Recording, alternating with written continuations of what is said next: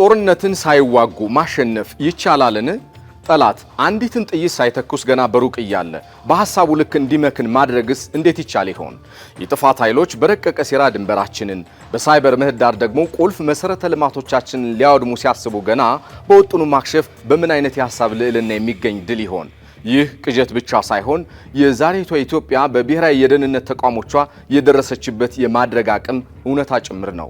ታዋቂው የቻይና የጦር ስትራቴጂክ ሳንዙ የጦርነት ጥበብ ሁሉ ቁንጮ ጠላትን ያለ ጦርነት ማንበርከክ ነው ይላል። ጠቅላይ ሚኒስትር አብይ አህመድ ደግሞ ይህንን ጥበብ መደመር በሚለው ፍልስፍናቸው መሬት ላይ አውርደውታል።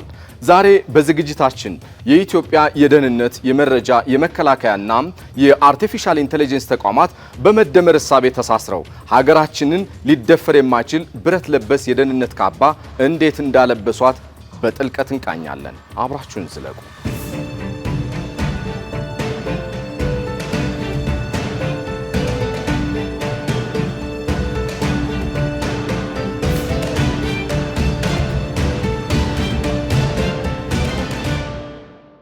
የ21ኛው መቶ ክፍለ ዘመን ጦርነት አውድማ ተቀይሯል። ዛሬ ሀገራት ብሔራዊ ደህንነታቸውን የሚለኩት በወታደራዊ ብዛት ወይንም በታንክ ክምችት ብቻ አይደለም።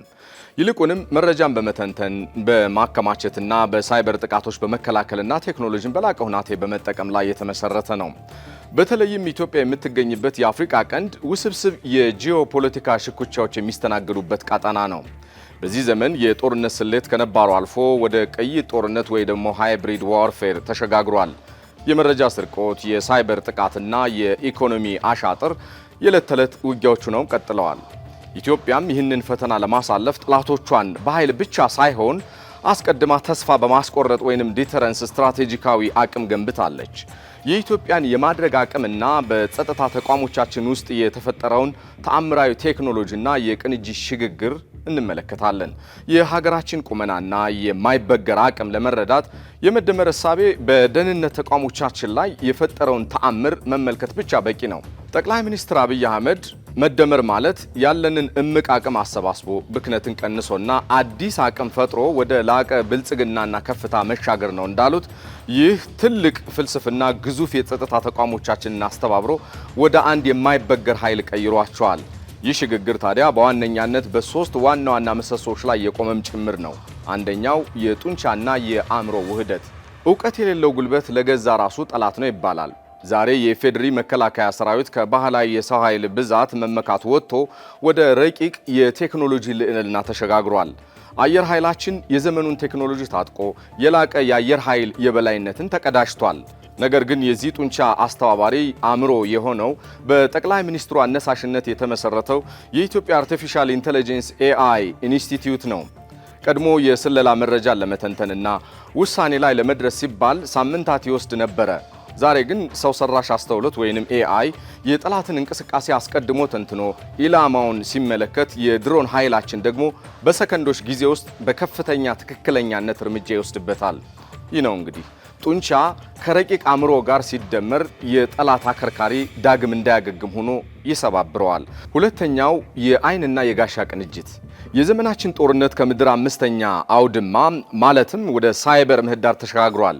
በቴክኖሎጂ ያልታጠረች ሀገር ለዋላዊነቷ የተሟላ አይደለም ያሉት ጠቅላይ ሚኒስትር አብይ አህመድ ለዚህም ጭምር ነው። በዚህ ረገድ ታዲያ የብሔራዊ መረጃና ደህንነት አገልግሎት ከመከሰቱ በፊት በማክሸፍ በሚል መርህ በምድር ላይ የሚጎነጎኑ የሽብር ስራዎችን በንስር አይኑ ሲከታተል፣ የኢንፎርሜሽን መረብ ደህንነት አስተዳደር ኢንሳ ደግሞ በዲጂታሉ ዓለም ማንም ሊደፍረው የማይችለውን የሳይበር ጋሻ ገንብቷል። ጠላት በምድር ጥፋት ሲያስብ በመረጃ አይን ተጋልጦ እርምጃ ይወሰድበታል። በሳይበር ጥቃት ሊሰነዝር ሲመጣ ደግሞ በኢንሳ የብረት ጋሻ ተመቶ ወደ ኋላ ይመለሳል። ሶስተኛው ከመከታተል ወደ ማክሸፍ የተሸጋገረው የፌዴራል ፖሊስ። ይህ ሀገራዊ የመደመር እሳቤ በኢትዮጵያ ፌዴራል ፖሊስ ላይ ያመጣው ለውጥ ደግሞ ይበልጥ አስደናቂ ጭምር ነው። ተቋሙ ወንጀል ከተፈጸመ በኋላ ከመከታተልና ከማሳደድ ወጥቶ አስቀድሞ የማክሸፍና ወንጀለኞችን የማስደንገጥ አቅሙን በአዲስ መልክ ገንብቷል። በአሁኑ ሰዓት ታዲያ የፌዴራል ፖሊስ ከበፊቱ የተነጣጠለ አሰራር በመውጣት የሰው ኃይሉን በዘመናዊ የፎረንሲክና የዲጂታል ቴክኖሎጂዎች አደራጅቷል። በተለይም በዘመናዊ የካሜራ ኔትወርኮች በድሮን ቴክኖሎጂና በዲጂታል ትዕዛዝ ማዕከል ወይንም ዲጂታል ኮማንድ ሴንተርስ ታግዞ ወንጀለኞችን የትም መደበቅ እንዳይችሉ አድርጓቸዋል። ይህ የሪፎርም ስራ ታዲያ የፖሊስን ምላሽ የመስጠት ቆይታ በከፍተኛ ሁናቴ በማሳጠር የጸጥታ ስጋቶችን ቀድሞ የመለየትና የመቆጣጠር አቅሙንም ፈጥሮለታል። የመደመር እሳቤ ያመጣው የማድረግ አቅም በቃላት ብቻ የሚገለጽም አይደለም። እውነታው በአሃዝ ሲተነተን ደግሞ እጅግ አስገራሚ ነው። እስኪ መረጃዎችን በጥቂቱ እንመልከት። ኢንሳ በተጠናቀቀው ዓመት ብቻ በተለይም በፋይናንስ እና በመሰረተ ልማት ላይ የተቃጡ ከ6700 በላይ የተውጣጡ የሳይበር ጥቃቶችን አክሽፏል። ባሳለፍነው 6 ወራት ውስጥ ብቻ የተሞከሩ ጥቃቶች 98 በመቶውን በማክሸፍ ሀገራችንን ከ10.5 ቢሊዮን ብር ወይንም ደግሞ 186 ሚሊዮን ዶላር በላይ ከሆነ የኢኮኖሚ ኪሳራ ታድጓታል።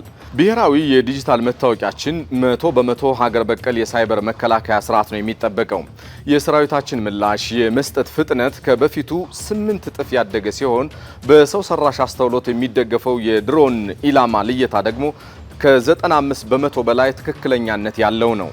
ታዋቂው ዓለም አቀፍ የወታደራዊ አቅም መመዘኛ ወይንም ግሎባል ፋየር ፓወር ኢንዴክስ እንዳረጋገጠው መከላከያ ሰራዊታችን በዓለም 47ኛ ደረጃ ላይ ሲቀመጥ በአፍሪካ ደግሞ ቀዳሚ ከሚባሉ ውስጥ 5 ሀያላን ጦሮች ተርታ በልዕልና ተሰልፈዋል። ሰራዊቱን ከሚቀላቀሉት ውስጥ 40 በመቶዎቹ የከፍተኛ ትምህርት ምሩቃን መሆናቸው ጦርነቱ የእውቀት መሆኑንም በእርግጥም ያረጋግጣል። እነኛ አሃዞች ታዲያ የሚነግሩን አንድ ትልቅ ነገር አለ። ኢትዮጵያ ጦርነትን የምታሸንፈው የማድረግ አቅሟን በማሳየት ጠላት ጦርነትን እንዳያስብባት በማድረግ ጭምር ነው። የመደመር እሳቤ እምቅ አቅምን ማቀናጀት ብቻ ሳይሆን የተዋሃደና የሚያስፈራ ብሔራዊ ጉልበት መፍጠር ነው። የአርቲፊሻል ኢንተለጀንስ ረቂቅነት፣ የድሮን ትክክለኛነት፣ የመረጃ ንቃትና የኢንሳ አይበገሬነት እነኚህ ሁሉ አንድ ላይ ተደምረው የፈጠሩት ሊደፈር የማይችል የደህንነት ካባም የትኛውም ጠላት የቆጡን አውርድ ብላ እንዳይሆንበት እጁን ወደ ኢትዮጵያ ከመዘርጋቱ አስቀድሞ ደጋግሞ እንዲያስብም አድርጎታል። የኢትዮጵያ የማድረግ አቅም ጫፍ ይሄው ነው። ጠላቶቿን የምታስፈራራው ጦርነት በማወጅ አይደለም። ለማንኛውም አይነት ትንኮሳ በምድርም በአየርም በሳይበርም ፈጣን ትክክለኛና አውዳሚ ምላሽ መስጠት የሚያስችል አቅም እንደገነባሽ በተግባር በማሳየት ነው። የሀገር ደህንነት የጥቂት ተቋማት ኃላፊነት ብቻ ሳይሆን የሁሉም ዜጋ የጋራ ግዴታ ነው እንደሚባለው እያንዳንዳችን ከነኚህ የቴክኖሎጂ መር ተቋማት ጋር በመናበብ የሀገራችንን ሉዓላዊነት በጽናት ልንጠብቅ ይገባል።